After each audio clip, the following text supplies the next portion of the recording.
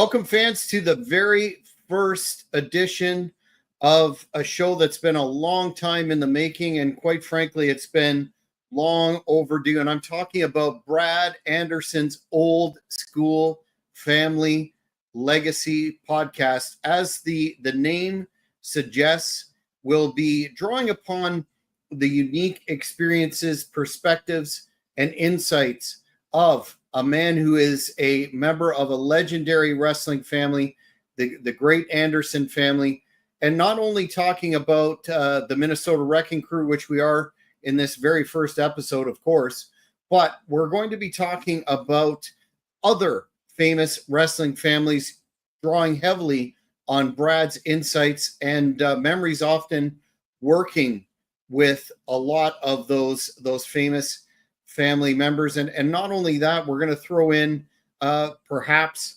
occasionally Brad's memories of working famous Jim Crockett promotion events, not only as a wrestler, but behind the scenes.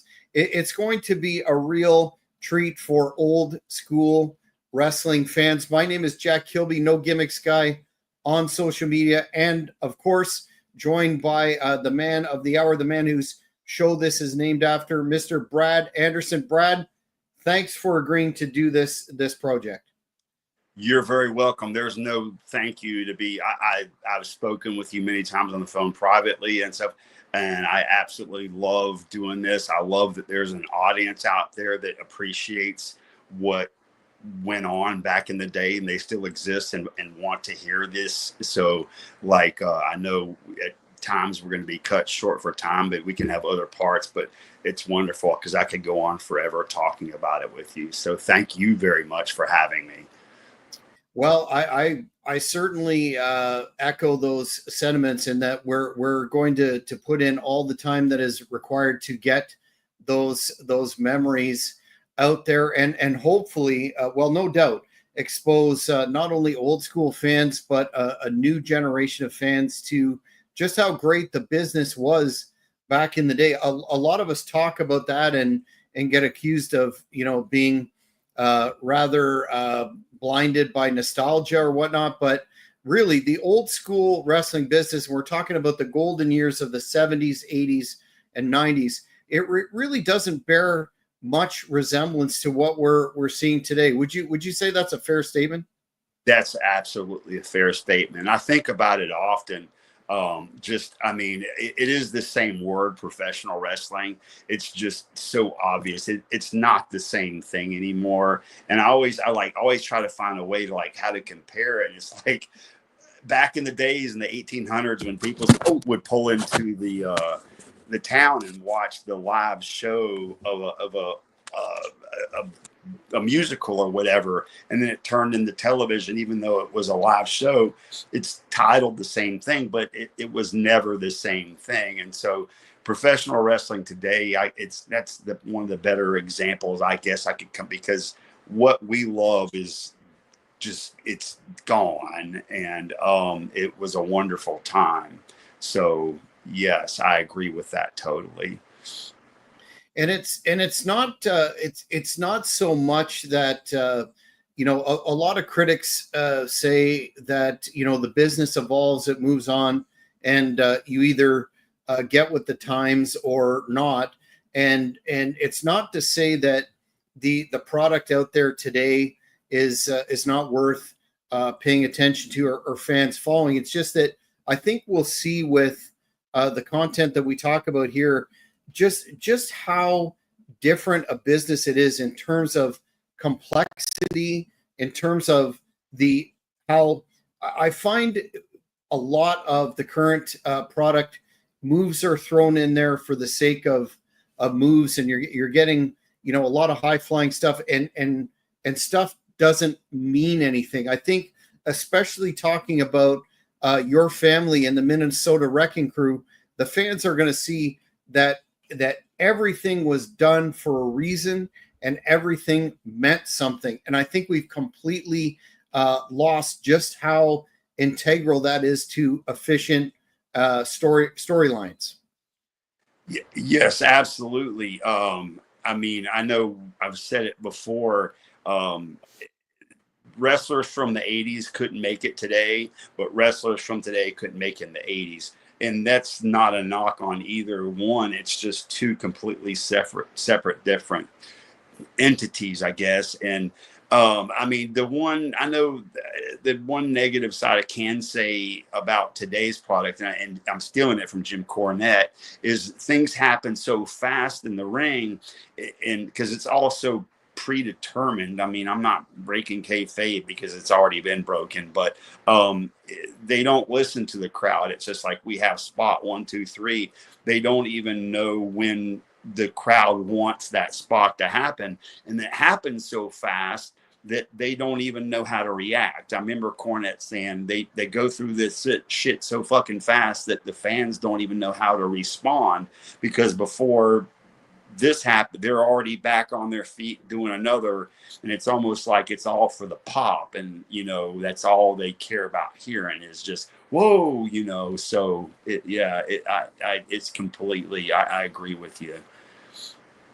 It would be interesting if they could somehow reach I guess a midpoint or a compromise, so to speak, in that I know they don't trust, they being the producers, the folks required to put the matches in the ring, but they don't I guess they don't have faith in a vast majority of wrestlers today to call it in the ring. But as you point out there, calling it in the ring was often what made these moments so special. Now, is that in your estimation a result of the fact that we don't have territories anymore? We don't have the ability to hone your craft, get the reps in, so to speak, and be able to truly work as opposed to put on a wrestling match per se? Do you think it's something that they should try to emphasize more, or does that not fit in the very tight segment 1, segment 2, segment 3? Yeah, that's a complex answer for me to give, I guess, just because, I mean, I don't know if they have the coaches today that could teach. I remember Nelson Rawl, who broke me in. He's, you always listen to that crowd, and when you're not hearing them, you grab that headlock or whatever, and then you make them sit back down in their seat, and then you start, you go into your spot and you call what you hear, you think they want by your experience in the ring with them, and as opposed to again, I know it was one of did I lose you, Jack? You've just gone black for a second. Okay, hold on, let me see. I'm sorry, No problem.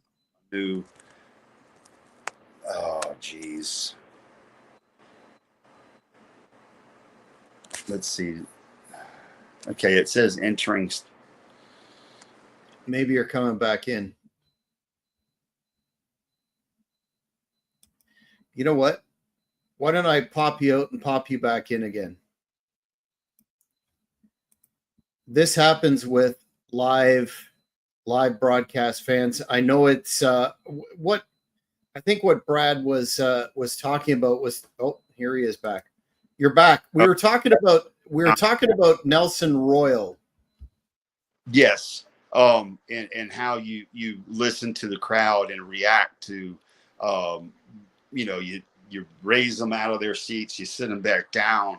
But I know we've talked about it before. One of my first matches, I guess I was retired, but it was with C.W. Anderson, and I remember we were in the back, and he's like, "Okay, here's where it's going to be. Spot 1 is XYZ, hip to all these different. Spot 2, and I'd never worked like that. I mean, and you go into the ring having to memorize all these spots, and it was completely new to me. And it's obviously a very talented thing to be able to do that, but at the same time too, you're not listening to the crowd.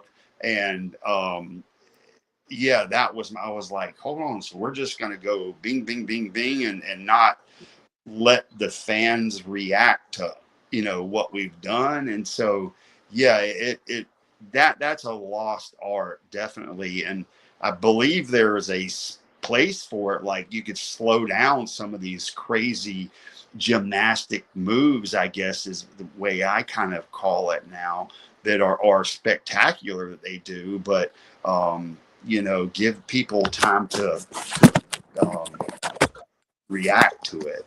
So, Mm-hmm. Yeah, I couldn't agree more. Before we get into the Minnesota Wrecking Crew, I think it would be best to uh, give the fans an idea of you're the son of Gene Anderson, the one of the co-founders of the Wrecking Crew, and a man who had a really legendary tag team career. What was it like from being in that family and seeing the business from an early stage and really growing up in it in a lot of ways? yeah, I didn't really. That's because what I knew growing up. So I went to private school, Dad, because I mean, back in the day, that there was a lot of that, the busing and stuff going on, and Dad didn't want me to go into certain types of schools, so I went to Catholic school, even though we weren't Catholic, and I just knew that our family was different, and I couldn't quite put my finger on what exactly that was. So to me, it was normal, with the exception of like, yeah, you'd be in public and people would just holler, because Dad was always a heel. And back then, and being in Charlotte, there's a saying back in the day, you had only sports in Charlotte were wrestling and racing. And, somebody would come by, or from a distance, they wouldn't come up close and, curse at your dad or something. And you're like, it became normal to a point, but, yeah, at some point I realized it was different, but definitely as I got older, we would always eat dinner together at because Dad, they, were local shots. We'd live in Charlotte. He'd have to wrestle in Greenville, which is about 2 hours away, but we would always want to try to have dinner together. So dinner would be at 2:30 in the afternoon. And, as a kid, you're out there playing. And when you hear, Brad, time to come home, haul ass through everybody's front yard. And and they're like, where are you going? I'm like, it's dinner time. And they're like, dinner time, it's 2:00, But so those were just like little things growing up that I knew was different, but I did not realize how different it was, But yeah, getting older and looking back, you like, oh yeah, it was quite different. Mm-hmm. When did you first start to come around to the events to see your dad work and backstage? Ever since I can remember, even I was one of the lucky ones that Dad would take me to the matches that were close by, usually on a weekend and sometimes in the summer. He would take me, like, especially if it was somewhere cool, like they would run the Myrtle Beach, South Carolina area, and they would all stay at this. Remember, it was the Ocean Plaza Hotel, and the boys would all stay there for about 4 days because they would run a little loop right around that area so they could have, some fun in the sun, but also work the shows. But yeah, I never remember seeing, looking back as an adult now, how lucky I was. I never remember seeing many other wrestlers' kids there.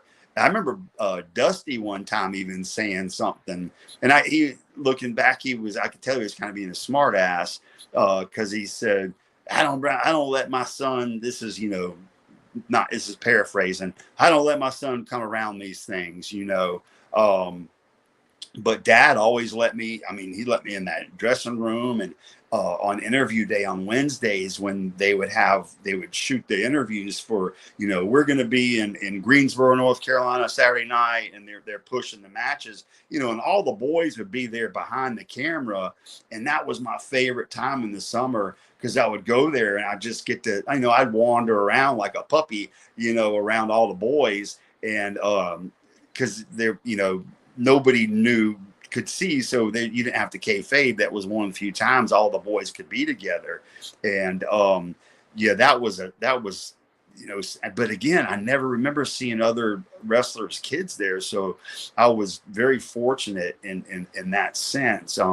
But I never got smartened up, even though I couldn't quite understand how they would go to the ring and, basically almost kill each other. And then, at the times that they could see each other, shake hands and say thank you. And I'm like, thank you for what? You guys almost just killed each other out there. Mm-hmm. But yeah, I was 16 going on 17 before Dad actually smartened me up to the business. But yeah, I was very fortunate to be able to be behind the scenes and see a lot of that and meet those guys growing up. Did you get a sense at how much respect your dad had when you were behind the scenes there early on? Uh, Younger, not so much. I just always, as I got older, definitely. I've mentioned before, Dad, their thing, him and his group of guys, they're training physical, fit. They would play handball, and that was a big thing. And I don't know if you ever played handball or felt one, but they're like a little rock, and like it would be him, George Scott, Sandy Scott, couple, I can't remember some of the other guys, and they'd be at the Y, and Dad would bring me down there, and so they'd smack that ball, but I don't know if that's why, but Dad had hands like a vice. And I mean, I've heard and even seen stories of like the Barbarian. Dad could grab your elbow or your trap and just put a vice grip on it and have guys on their knees selling it. And one of the funny ones is he had the Barb, and I mean, I'm sure if Barb wanted to, shoot back, he could have, but he just respected Dad. But he would have Barb on his knees, and Dad would have him saying, I know this is politically incorrect these days, but he's like, say I'm a faggot. Say I'm a fat, like making Barb say that he's gay, and he's like, just and to see this humongous monster of a man, and Dad, just by Dad grabbing him, and and again, I know that's a politically incorrect word, but back then it didn't mean so, but and I to this day, like when I don't get around the boys much, but I still always hear stories like that about how a lot of guys had heat with Ole, but they're like, but I loved your dad. I loved your dad, and a lot of times Dad got caught up by guilty of association, being so faithful to Ole that, he got put in his group with them, that even though a lot of the guys that really knew him, respected him differently, so, but it was interesting. Mm-hmm. Well, let's talk about your knowledge of the formation of the Wrecking Crew in '65 with your dad and originally Lars Anderson. They really built upon the kayfabe brotherhood, Minnesota roots, no nonsense, gritty heel persona. Can you talk about your knowledge of your dad's role as the foundation of this legacy and how the team came together according to your recollection? Yeah, again, I was so small. All of this is coming through what I remember my dad telling me. So of course you had Lars, but real name is Larry Henemy, I think is how you say it really. So that's not like a real marketable name. And so I guess they went with Anderson. And I remember looking up one time, and Anderson in Minnesota is like one of the most common last names there is, I guess, because of the people, the migrants that moved there back in the day from Sweden or whatever that it was. So it was a very common name. So they went with the Anderson brothers because, the Henemy brothers wouldn't work. And then, of course, Ole came in later. But even if he had been there, you wouldn't have called it the Rogalski brothers. That wouldn't have sounded well. But I just know it was Dad and Lars. Don't remember why they brought in Ole. I remember like by reading the book one night, and from what I remember in the book, it was just like out of nowhere. Ole's like, because he had gone by Rock Rogalski, and he's like, what's my name? And they did the same thing with Arn down the road. And he's like, I can't remember if Lars said it or my dad did. They're like, you're Ole. And it just stuck from that night on. He became Ole Anderson. And then again, I don't remember how Ole became part of it. My best recollection, it seemed like there got to be heat at some point. From what I remember, it seemed like it might have been over money or something, or Lars opening the Hawaii territory. And I don't know for sure. These are pieces I can remember as a kid. And I did speak to you real quickly before we did the interview, just, seeing if this was my new setup, which is not working great. I can tell I did just move into this place is why. So I apologize to the fans also. But he said that, yeah, Lars, his first, back in the day, they had the IWA, which ran in opposition to the NWA. And that was where the word outlaw became outlaw shows, because they ran opposition. Now you call them independent shows. And there's Dick Bourne right now trying to message me about the Minnesota Wrecking Crew book. Anyway, so Rick said that the first night they introduced him as Luscious Lars Anderson or something like that, and he grabbed the mic and was like, you don't ever call, I'm not Lars Anderson, I'm Larry Henemy. And Rick Link just told me that story a couple hours ago, and so I guess he wanted to disassociate himself and become his own entity. But and then I guess from there, obviously Ole and Dad took off together, and that was how. God Almighty, I'm so sorry. That's okay. We'll pop you out and pop you back. Let me see. I think I got how to.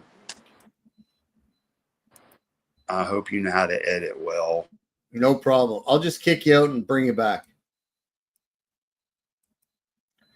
This is an interesting discussion point in that. I'm sorry. No worries. I was just filling the audience in about the fact that, to my understanding, Lars decided to, as you mentioned, take off to Hawaii and open the territory there, and then Ole was brought in. But before we talk about that, was it your dad's preference, to your understanding, to always work in tags? I would have to. I've never heard him say that, but I would. My guess would be yes.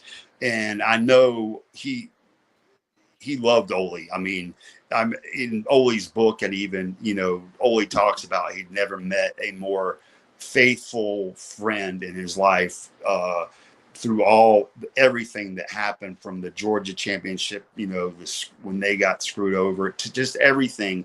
And for better or worse, Dad was always on Ole's side. And it seemed like, I remember growing up, that was like, it was almost like my dad idolized Ole too, because like a lot of my information I got would be like, well, Ole said you do, it was always what Ole said. If you want to, drink a gallon of milk a day, put this X amount of money away a day, but to get back to the tag team wrestling, I think he just, because he was such a, faithful friend of Ole, that just worked for him. Plus their style of wrestling, you really needed a tag team partner, obviously, if you're familiar with it, to be able to get that kind of heat, because it would be almost impossible to do that one-on-one. I mean, you could still work that one body part, but to get that pop from the heat when you get a hot tag coming in, at a singles match, just is, I don't see how that would be possible. Mm-hmm.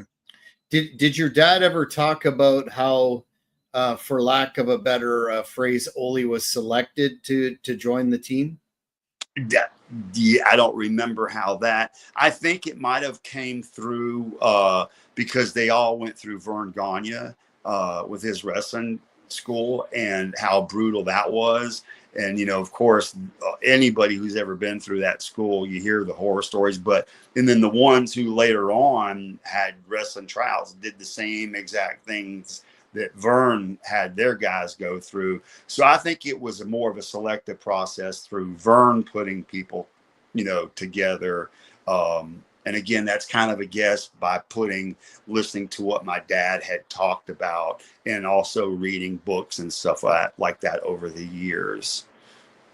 It was when Ole came on board that, they had the huge success, the 8 NWA World Tag Team Championship runs, and they really honed the ability. I think Ole was just such a natural heel that they really honed that style that's so famous, the heel tactics of focusing on a body part, cutting off the ring to isolate the foes, and then, as you talked about, the hot tag and the comeback, and so many memorable matches like that. Do you? I know you've got some of your dad's documents and really gets to the nitty gritty of how their matches were put together. But from what you've been able to research and talk to your dad about, was that something really that they consciously put together using psychology, or how did that Anderson style that we've heard a lot about in mythos come together? Yeah. Again, I really didn't get smartened up so much until I was like 16 or 17. So that part of it I didn't really hear. But once Dad started talking to me about how to work in the business, that was what I would hear. That was the strategy, and this is how you do it. And I've mentioned before to you, though, Dad had Nelson break me in because, I'm 16, 17 years old, and I'm not going to listen to my dad, no matter how, he's my dad. I'm a rebellious 16-year-old kid. And so he had Nelson training me. But, as I got older and realized, like, holy shit, I should have really been paying more attention to what, even though Nelson's was a great trainer and taught me so much stuff, but that type of psychology could only come from either Ole or my dad. And yes, it was definitely talked about. And, I always remember, him working a shoot, the people that would get over it's a work, but you got to make it look like a shoot, and that goes kind of to today. It's like anybody with half of a brain can look at wrestling and can tell it's a work. I mean, even if they didn't have, the kayfabe, internet sites and all that stuff, it's just not, it's easy to see. I remember Kevin Sullivan told me, it's like, when was the last time you were in a bar and, two people got on two different sides of the bar and jumped through the air and drop kicked each other in the bar, and it's entertaining. It's a talent. It's great, but there's no psychology to, the wrestling sport in that, so there definitely was a rhyme to the reason back. And I remember Dad talking to me about it. Kind of wish I was a little bit older. And Dad even said that later on, that he broke me in a little bit too young, because I was about 25 or 26 when I really realized I need to retain what he's telling me, because this is some really good stuff. I just wanted to try to think I could light the world on fire by myself at a younger age, until I realized, like, no, this is what works right here. These guys are doing, and what Dad's been telling me. And Ole and your dad main evented, three primary territories: Georgia, Jim Crockett Promotions, Florida. Not exclusively, but my point is they were a main event attraction, and often got the most heat.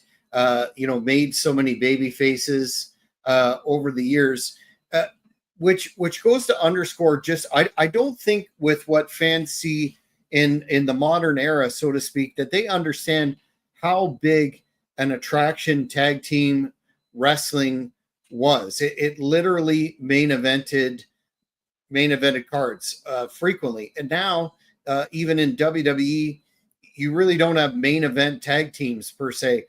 Can you just talk a minute based on all your knowledge of how big really the tag team wrestling was at its zenith with your dad and Ole, and then until about the late 80s with those tag teams as well, but just how big a deal tag team wrestling was. Yes. I know, Vince, he was never a big fan of tag teams. I've never heard him say that specifically, but I mean, it's been well documented through. So he was never into that. And when you're the last man standing and kind of control what's happening in the wrestling world, that's how it kind of disappeared. But yeah, back in the day, I mean, there was so much heat they could get. Added heat that you couldn't get in a singles match.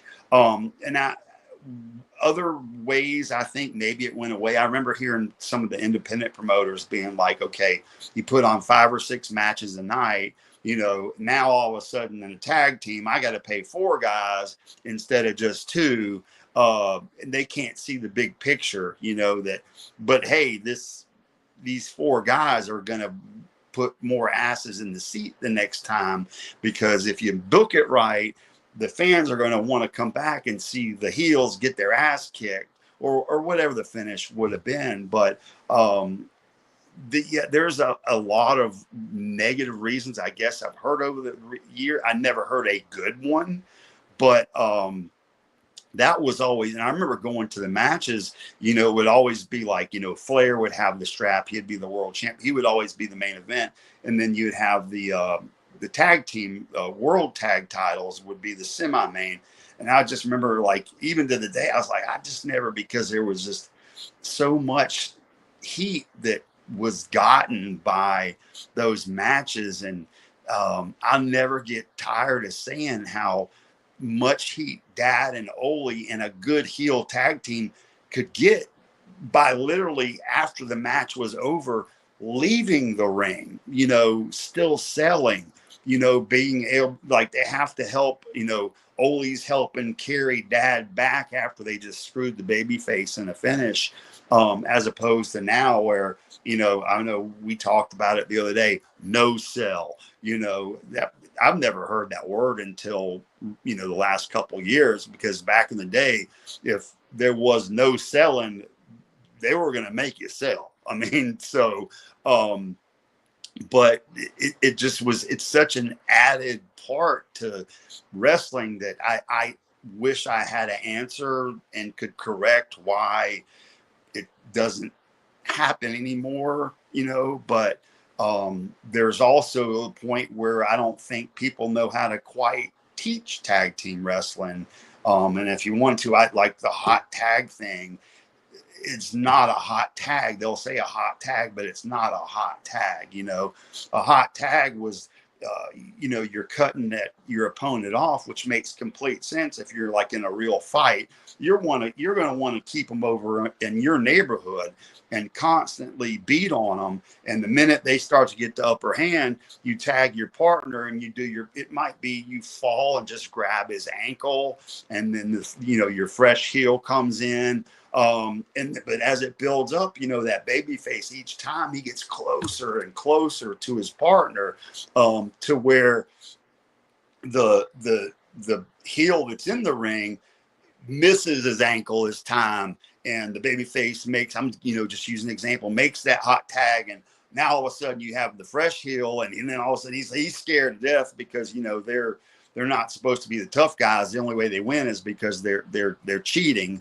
And that baby face shows that fire, bang, bang, bang. That's a hot tag. A hot tag is not just, all of a sudden letting the baby face tag out and the other guy come in and start a comeback. That's not a hot tag. Mm-hmm. and people don't understand that.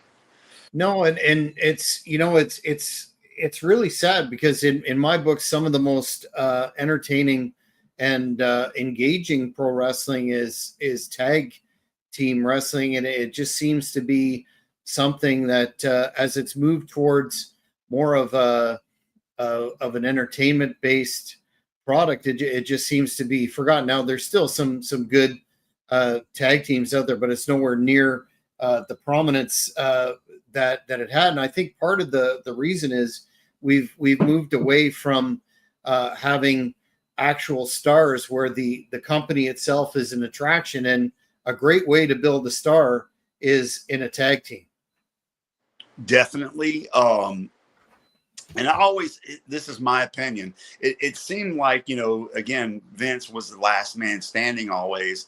And I could never understand when he would break up certain tag teams that were getting like on the top of their heat game, like even the early 2000s, the Shield, I'll use for example. I thought they had great heat, and then all of a sudden, out of nowhere, they break them up. The Fireflies, the Bray Wyatt clan coming out. I mean, eventually you have to obviously go away from that, but it seemed like it was just hot as hell, and they just break them up. And my opinion is Vince never wanted his talent to get too big to where they could kind of dictate their contract or their position with the company. Again, my opinion, but that's the only explanation I could come up with why break apart a hot tag team, in the middle of when they're, they can draw money, which made no sense. But, it definitely built. I mean, look at some of the top guys today. They started in tag teams, so it definitely built character and it's just, it's sad that it's not happening anymore. Your dad and Ole really, in terms of strategy and ring psychology, set a really influential example for future tag teams. Can you think of tag teams in the golden era that had to have been influenced by the Wrecking Crew? I guess the last would, Arn and Tully, when they did the Brain Buster, that's not current. And I've stopped watching it for so long. I know there was that one tag team, and I can't remember the name of them, but they actually they were white and black boots like Dad and Ole instead of the maroon and gold, and they had the stripes. The Revival, FTR, right? And clearly they're influenced by the Wrecking Crew for sure. I remember my son telling me, he's like, Dad, you got to watch this. They wrestle like Dad or Grandpa and Ole. And I was like pretty impressed. I mean, it was obvious that, they didn't have Dad and Ole coaching them, but they did their homework to the best of their ability. So, but outside of that, I can't think of another tag team. I can't think of many people that know how to even really get heat anymore, except again, and I always bring his name up, is that Gunther. He's like just the old school. I like how he works, even not the 80s. It's the closest thing. Yes. And I watched a little bit of the finish of the Goldberg thing last night. Yeah. Watched the end of that. And, I'm like, I enjoy watching this guy work. I agree. He's a throwback for sure. Definitely. I'm thinking in the 80s, a lot of teams developed the cutting the ring off, and the maybe not so much the Anderson body part deal, but a lot of the heel psychology that again, when tag team wrestling is in decline, you're not going to find a lot of absolutely modern examples. But I think in the 80s, a lot of teams owed their style or portions of their style to the Wrecking Crew. Wanted to talk about Ole Anderson as a, very polarizing figure outside of the ring, a guy that sure had his fair share of detractors, but as you mentioned earlier, your dad and Ole had a very strong friendship. Wanted to know from your perspective growing up what it was like to have Ole Anderson around, and your relationship with him.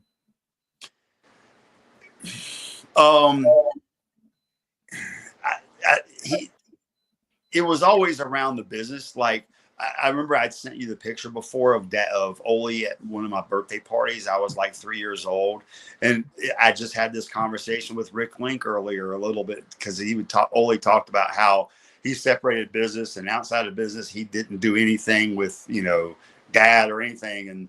And Rick's like, and I just saw the picture of him at your birthday party. So but for the most part, that was true. So he wasn't around me much, except at the matches, which was kayfabe, and Ole was always total business. Now I would a lot of times get to ride with Dad and Ole and be in the back seat, and as a young kid, I'm hearing what's being said, but I'm not really paying attention. But I do know the conversation was always about wrestling. And the two things I can think about with Ole was always either about working and how to get more heat with what they can do or have done, and making money. That was the two things ever. I never remembered hearing Ole talk about his, I don't mean to sound like his family or that's just what was his focus. And maybe it was because of the time and place I was there around him at, but it was always very serious about the business. So, and again, I didn't have any uncles for real. So like Ole was like the closest thing I knew of what a uncle was, when you going back to the question you asked earlier about family. And so I had a little bit of a skewed vision of what a family is, if that's your uncle. And so but those were the two. That's pretty much all I ever really heard Ole talking about, was working, making a match better, getting heat, and making money.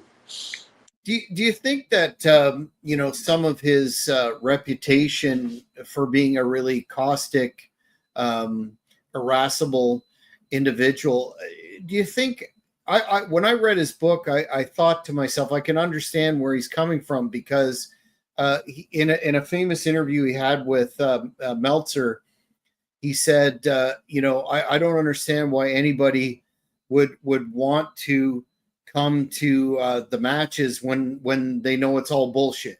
That was a quote from him, and he really tried, along with your dad, to present a real realistic version, like you said, a real fight. Do you think some of the heat that, or I guess it would say, the best way to describe it is some of the reputation that he had for being sour and put off on the business. Can you understand where that's coming from when he's there in, he really was a crossover from the old school business right up into, I think he was let go from WCW in like 95 or something like that. So he really straddled the gamut between the old protected kayfabe business into the McMahon era and all the shenanigans that started. Do you think he was unfairly labeled as an old grump based on that, coming from that perspective? Yes, no to that question. Ole was old school. Dad was old. All of those guys from that era were old school, and you did whatever to protect the business. Johnny Valentine, I remember always like hearing his famous quote is, "I can't make them believe wrestling's real, but I can make them believe I'm real." Ole was able to have that platform as a booker and being in control to be more heard of, from the crowd and the boys in the locker room, to, hey, they all thought like that, but not everybody had the opportunity to voice it. And that's why some of the wrestling tryouts were so brutal, because I mean, they wanted to send those guys home knowing yeah, you might think this shit's fake, but you know, you better be a man, a real man, to be able to make it through this. And so Ole was a grunt. Yeah, he's an asshole. I mean, he'll admit it. I mean, Dad would say the same thing about himself. I'm just an old asshole. But I guess, again, because of his influence of where he was at, he was able to openly talk about it more, as opposed to, you know, guys like Dad and, you know, the old timers from that era all thought and said the same things. It's just you didn't hear from it as much because they didn't have that position of being as polarizing as Ole did. But and now Ole was a harsh SOB too, though. But I don't think he thought any different than most any of those guys did. He just had a platform to speak it. Yeah, I always respect individuals that aren't phony and just tell it like it is. But not to quote Jesse the Body, but straight shooters. And I think he was the epitome of a straight shooter and a non-bullshitter. And I guess he paid the price for being so straight up. Yeah, and even as a young kid, I remember Dad, his advice, I remember hearing all the time. I mean, I'm like 5 or 6 years old. And to this day, I try to live my best by it. He says, don't bullshit anybody. If you can't get where you need to be by being what you are, then you don't deserve to be there, because you don't bullshit anybody. And you look at it, and now they live that, you know. There wasn't that. And again, that goes, I can't, even to this day, when I do get around the boys, they're always like, and I will hear them say that, you know, I wasn't so sure about Ole. I know I said this before, but I loved, boy, your dad was something else. You know, they respected him. And they respected Ole too, but just in a different way. But, and I attribute that to the fact that he never bullshit anybody. What he thought about you, he was going to tell you, and you could take it with a grain of salt, or you could, because of his knowledge, you could take it and make yourself better, you know? So, yeah, I guess to answer your question is Ole had the platform to be able to say those things that a lot of those old timers thought just didn't have the opportunity to be as verbal about. Did you have any contact with Ole in his latter years? I understand, unfortunately, he was suffering from a number of age-related maladies. Did you ever have any conversations with? I know he made limited FanFest appearances, and I think around the last time he was out there doing interviews or anything was around the release of his book. But just wondering if you had any conversations with him in the final years. No.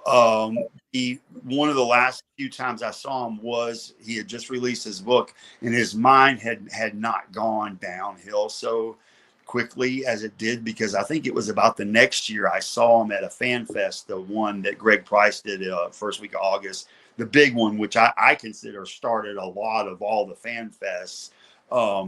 And I remember I brought Dad's boots, and to that point in my life, I had never been around somebody that had either Alzheimer's or dementia or any of those. It was new to me. I didn't understand it. And I remember I brought it up to Ole, and I brought the boots and set them. He was sitting at the table and set them right in front of him. And he recognized the boots, but he's like, Jesus Christ, where the fuck did these come from? And I was like, those are Dad's. And he looked, he's like, well, who the fuck are you? Like, he didn't remember who I was. I mean, and so I realized at that point something was going on. And I wasn't very polite when, I was like, yeah, these are Dad's, blah, blah, blah. I said, and I remember I asked, I was like, you don't have yours anymore, any of yours? And he said something about he thought his wife threw them out or something, maybe, is what I remember. And then not 5 minutes later, Someone, he was in a wheelchair at this point. Someone took him to the bathroom, I think, or maybe to get something to eat, and he came back. They put him in the same spot, and the boots were still sitting there, and I was sitting there, and he was like, "Where the fuck these boots come from? Who, who's it?" And within, like, so again, all that was so new to me, I couldn't understand it. And I knew the lady, I guess it was his girlfriend that was taking care of him, but I just never, I was like, I don't know what kind of conversation I could have with them, on a telephone, especially, being the last time I saw him, and that was what was going on with him. I mean, that's a horrible, horrible thing to deal with anybody. So yeah, I did not have any opportunities to in the latter years. His son Bryant, I know he's not involved in the business now, is he at all? Not as far as I know.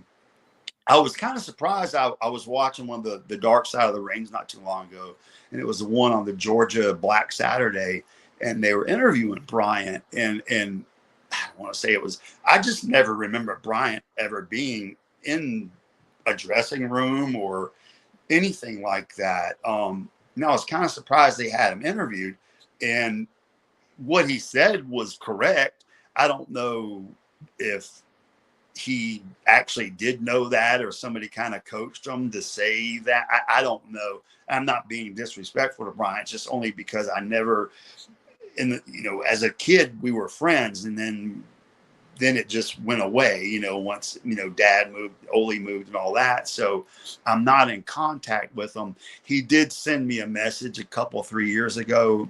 I think he's an attorney in Georgia.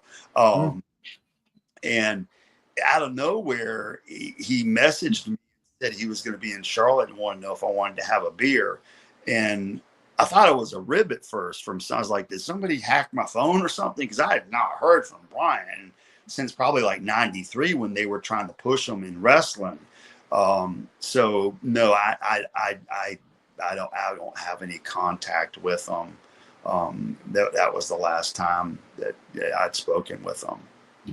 Yeah, I guess it would be hard to break in as Ole's son. Wanted to ask you about the kayfabe family dynamics in the Anderson family, in that there was your dad, and then Ole came in as an Anderson and wasn't an Anderson, and then Arn Anderson came in, and then in the storyline Ric Flair was a cousin. You're there as an actual Anderson, and so on and so forth, all the way to CW Anderson. What was the thinking behind that process? Was that to maximize, because it did make for some, it gave credibility to a lot of individuals. Like you think about Arn coming in, he was in Mid-South as Marty Lundy, and then he really got the rub from Ole and that whole storyline, et cetera, et cetera. Do you think that was a good thing or a bad thing? And I want to ask you this, perhaps in a later episode, but wondering why with this process of manufacturing Andersons, when you got a real genuine article, say when Ole was out of the picture, why it was that they didn't put two and two together and go, Arn and Brad Anderson are the next logical step in that. But before we get to all that, just your thoughts on the thinking behind the kayfabe family dynamics. Yeah, the second part of that question definitely we'd have to say, because there's a lot more obviously to answer to that question, and I would love to talk about it. But I think with like when they brought in Flair, again, this is my opinion. They saw talent, and again, Flair went from Minnesota, the same school of training that Dad and Ole did, and I think Dad and Ole saw an opportunity to, they were starting to get near. I mean, they were still hot, but they know, time's running out eventually. And we got this young kid, that can help breathe new life into. I think that's kind of how Flair came into it. Being their cousin and doing that. And it did. I mean, it worked. I mean, now when Arn came in, I know it was because Dad had gotten hurt. He had a stroke. Wahoo hit him with a baseball bat in a match. It was a accident, and the blood clotted, and they called it a stroke, even though it was a forced blood clot. And so Ole needed a tag team partner, and that was, from my understanding, how Arn became, or Marty Lundy became Arn. And I've talked to you before, though, it seemed like once Arn got the first opportunity, and he got over as an Anderson, though, but once he got the first opportunity to break himself and he still used the name, but he stopped wearing the boots and stopped wearing the colors. And, I can't say I'm a fan of that at all, but those two, that's definitely the one with Flair. I feel was how they were breathing new life into. And I know Flair loved Dad to death. I know Dad, when he passed away, Flair was the first person at our house, and Dad died on Halloween, and it was still early, and I'm going to knock on the door. This is before cell phones. And I peeped out the window. I see a Mercedes, and then I'm like, looked a little further, and I see the boss. I say, it's Flair, And so he comes in, and he's sitting down on the hearth, the fireplace, and he's just bawling his eyes out over Dad. I mean, because Dad and Ole, and I don't know if maybe it was more Dad just really helped him with becoming he had his own character, but as far as getting heat and working and stuff like that, I just know Flair had so much respect for Dad and loved him that it was humbling to see, you got Ric Flair sitting, even though I knew him, that just to see him, crying like a baby as it is. I mean, out of respect for my dad, but, yeah, that's, and then of course down the road you have other people who want to be Andersons but as far as the transition with me and Arn, like I said before, I think I got into it too early. I didn't really put on any size until I was in my late 20s. The business was down at the time. And I think I got, unfortunately, tagged in that brand of, hey, this guy can work, but he's great at putting people over, and I hate to use the word job guy because people say that today, but a job guy truly is not what they call it. A job guy was somebody back in the day. You would only see him for a television. That was it. And they would just, beat him on television. Never got house shows, never got an extra. Right. And, but that's what they call everybody now who gets beat regularly, a job guy, even though that's not truly what it is. But, smart marks like to act like they know a whole lot more than they really do. But I kind of feel like I kind of got tagged into that a little bit also. And then I moved to, we could talk about later, as to some of the territories to try to break that image. Yeah. We'll definitely get into that. I think, though, we're at the top of the hour. The hour flew by like I knew it would. We're going to do a part 2, and I think a logical place to start is the preeminent opponents of the Minnesota Wrecking Crew. There's a lot to talk about there, and then transition into the evolution of the Four Horsemen and several other aspects of your relationship there during the time frame that would be interesting to discuss. But I think as a whole, the Minnesota Wrecking Crew are a team that the historians are aware of, the folks that really delve into the history, but when you look at it from a perspective of just how much money they drew and how successful they were and how much they spawned future success, we've got a lot more to talk about. Yes, definitely. And I promise the next time I just moved, that I will have a better set so that the camera is not jiggling and dropping every few minutes. I apologize. I'm a little bit discombobulated because no, man. No, it's great. Show the fans that t-shirt. I'd love to get a hold of one of those. Let's see. My son had this made. Nice. And I just started wearing it, because it was so precious to me. I didn't, even though I could get another one, I just never really wore it. And about 2 weeks ago, I started wearing it, and I'd go out in public, and it's so funny. Some of the old timers that they'll be, they're like, "What do you know about that Minnesota Wrecking Crew?" I mean, it makes me feel good that there's still people out there that knew.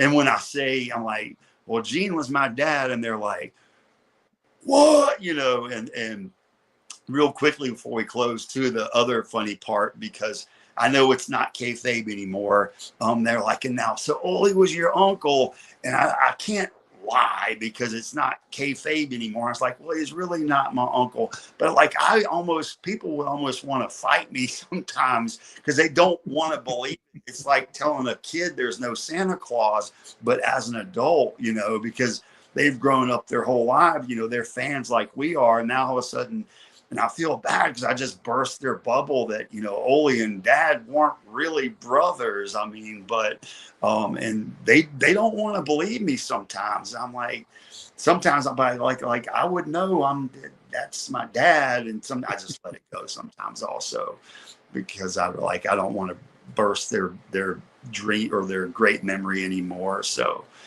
anyways. Well, what does that speak to but how real it was, how much of a believability factor there was that people still to this day will hang on to that, and that's a whole other discussion. I'm sure we'll talk about how the modern product makes it impossible to suspend disbelief, but the era that we're talking about, definitely believability times 10. Absolutely. Yes, definitely. You couldn't convince otherwise. I mean, they had their belief, and that was it. I mean, that was gospel to them, a lot of those hardcore old school fans, which I love it. I mean, I think it's great. The good old days. I'm right there with you. But Brad, that's it for this first edition of Brad Anderson's Old School Family Legacy. We're going to get into more of the Minnesota Wrecking Crew on the next episode and about 1,000 other things. I'm sure fans, if you have any comments that you wish to make, your memories of the Andersons, your memories of anything to do with the old school business, please send them my way and we'll be sure to discuss them with Brad. But until next time, for Brad Anderson, I'm Jack. Thanks for watching. See you next time. Thank you. Thank you for watching this video. Please give it a like if you enjoyed it. Be sure to follow us on all social media platforms at Cheap Heat Productions. Don't forget to hit the notification button and you won't miss any of our upcoming interviews, recurring programs, or entertainment